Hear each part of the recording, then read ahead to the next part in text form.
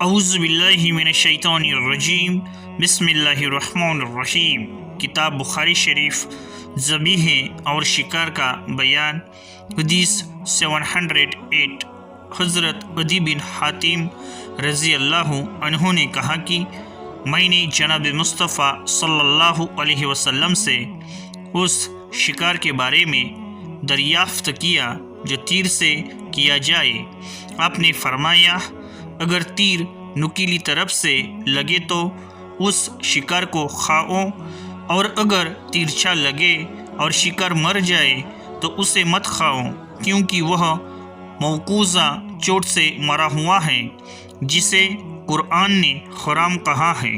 پھر میں نے کتے کے مارے ہوئے شکار کے بارے میں پوچھا تو آپ نے فرمایا، جس شکار کو کتا تمہارے لیے روکے رکھے اسے تو کھاؤ، کیونکہ کتے کا شکار کو پکڑنا ذبح کے برابر ہے، اور اگر اپنے کتے یا کتوں کے ساتھ اور کتا بھی موجود ہو اور تمہیں اندیشہ ہو کہ دوسرے کتے نے بھی اس کے ساتھ شکار کو پکڑ کر مارا ہوگا تو اسے نہ کھاؤ، کیونکہ تم نے اپنا کتا چھوڑتے وقت بسم اللہ پڑھی تھی، دوسرے کتے پر نہیں پڑھی تھی۔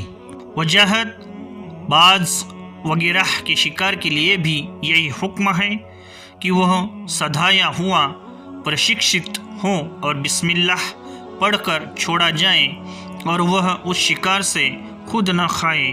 اس کے علاوہ کارتوس اور چھرے والی بندوق سے شکار کرنا بھی درست ہے، بشرط کہ بسم اللہ پڑھ کر چلائی جائے۔ ادھک جانکاری کے لیے پڑھیے تفسیر سورۃ مائدہ 5 آیت 34۔ حدیث 709۔ حضرت ابو ثعلبہ خشنی رضی اللہ عنہ نے کہا کہ یا رسول اللہ، ہم اہل کتاب کے علاقے میں رہتے ہیں تو کیا ان کے برتنوں میں کھا پی لے؟ ہم اس سرزمین میں رہتے ہیں جہاں شکار بہت ہوتا ہے، میں وہاں تیر کمان سے اور سدائیں اور بغیر سدائیں کتے سے شکار کرتا ہوں، تو ان میں سے کون سا طریقہ میرے لیے جائز ہے؟ آپ نے فرمایا، اگر اہل کتاب کے علاوہ دوسرے برتن مل سکیں تو ان اہل کتاب کے برتنوں میں نہ کھاؤ، اگر برتن نہ ملے تو پھر انہیں دھونے کے بعد ان میں کھا سکتے ہو، اور جو شکار اپنے تیر کمان سے بسم اللہ پڑھ کر کرو تو اسے کھاؤ، اور جو سدھائے ہوئے کتے سے بسم اللہ پڑھ کر شکار کرو اسے بھی کھاؤ، اور اگر بغیر سدائے کتے سے شکار کرو اور اسے ذبح کر سکو تو اسے بھی کھاؤ۔ حدیث 710۔ حضرت عبداللہ بن مغفل رضی اللہ عنہ نے ایک شخص کو دیکھا کہ انگلی سے چھوٹے چھوٹے سنگریزے کنکریاں پھینک رہا ہے، تو اسے کہا، ایسا مت کرو، کیونکہ جناب مصطفیٰ صلی اللہ علیہ وسلم نے اس سے منع فرمایا ہے، اور فرمایا، نہ تو اس سنگریزی کنکری مارنے سے شکار ہوتا ہے اور نہ ہی دشمن زخمی ہوتا ہے، البتہ کبھی دانت ٹوٹ جاتا ہے یا آنکھ پھوٹ جاتی ہے۔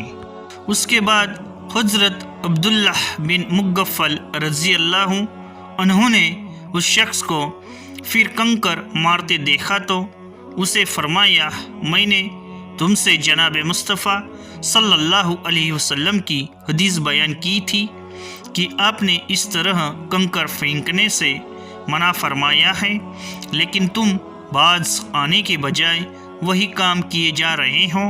میں تم سے اتنے سمے تک کسی قسم کی گفتگو نہیں کروں گا۔ وجاہت گلیل سے بھی شکار کرنا درست ہے، بشرط کہ جانور کو ذبح کر لیا جائے۔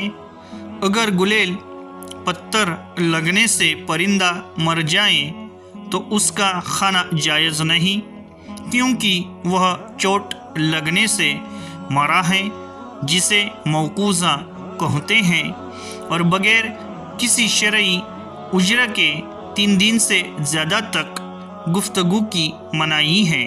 فتح الباری۔ ایسے ہی منتخب حدیث جاننے کے لیے ہمارے اس چینل کو سبسکرائب کرے، لائک کرے، کمنٹ کرے اور زیادہ سے زیادہ شیئر کرے۔ آپ کا موٹیویشن ہمارے لیے بہت ضروری ہے۔ اللہ تعالیٰ دین اور حدیث سمجھنے کی نیک توفیق دے۔ قرآن، حدیث اور بچوں کو دین سکھلانا